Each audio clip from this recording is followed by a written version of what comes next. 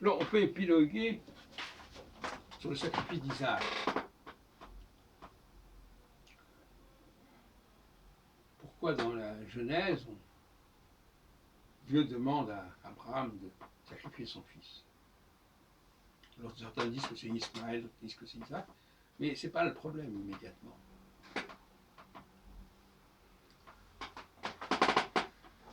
Je proposerai une explication qui peut évidemment choquer, ou en tout cas être considérée comme purement rhétorique, si on peut dire. Il faut savoir que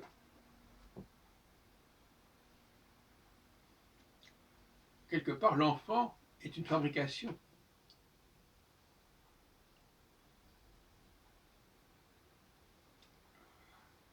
Il est fabriqué par la femme, quelque part.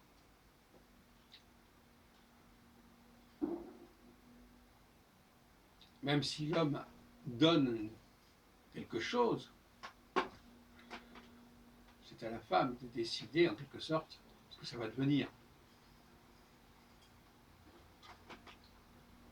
Par conséquent,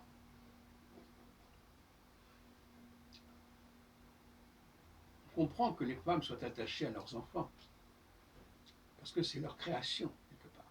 Il faut le reconnaître. Souvent, j'ai dit non, bah, c'est l'homme qui a déclenché le processus. Oui, il a déclenché le processus, mais un processus qui est déclenché, ça n'aboutit pas forcément. On est dans ce que j'ai appelé la capacité, le BLE. C'est possible, mais est-ce que ça va se faire? Cette question-là. Et la femme, c'est la passeuse, c'est ce qui va faire passer les choses du virtuel au réel, en quelque sorte.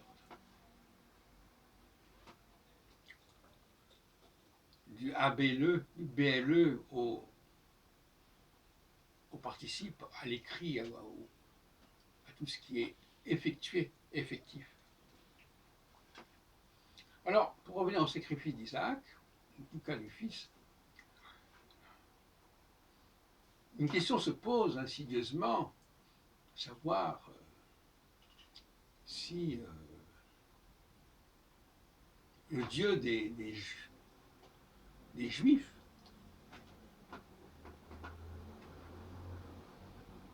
pourrait voir d'un mauvais œil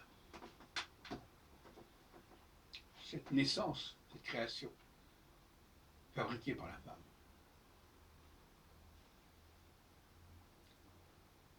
Tout comme, par exemple, quelques versets à côté de celui-là, on a la tour de Babel. Et Dieu en question ne souhaite pas que la tour de Babel se développe. Parce que c'est une sorte de non-respect de la création divine. C'est une sorte de mimétisme de la création divine. Et d'ailleurs, dans la Genèse, on parle d'un homme à l'image de Dieu. Donc l'image, c'est une forme de mimétisme. Enfin bon, ça va peut-être un peu trop loin. Mais on ne peut pas exclure la thèse sur laquelle ce sacrifice serait la manifestation du culte même de ce Dieu qui déteste tout ce qui est fabriqué par l'homme. Et d'ailleurs, étrangement,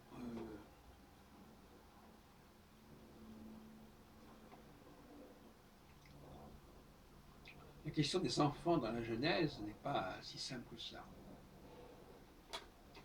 Et en tout état de cause, les enfants de Jacob, par exemple, bon, bah, ils sont fabriqués, j'aime bien le mot fabriqué, qui est un mot un peu bizarre, mais fabriqués par Rachel et Léa, mais aussi par deux servantes qui se substituent à elles.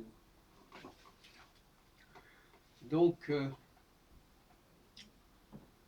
faire des enfants, c'est quelque chose d'ancillaire, en quelque sorte. C'est une fabrication. Et montrer qu'on n'est pas idolâtre de cette fabrication, ça veut dire quelque part que on n'investit pas trop sur ses enfants, de toute manière. Qu'on doit garder une forme de détachement par rapport à eux. Voilà une question qui peut se poser, je ne veux pas davantage la développer.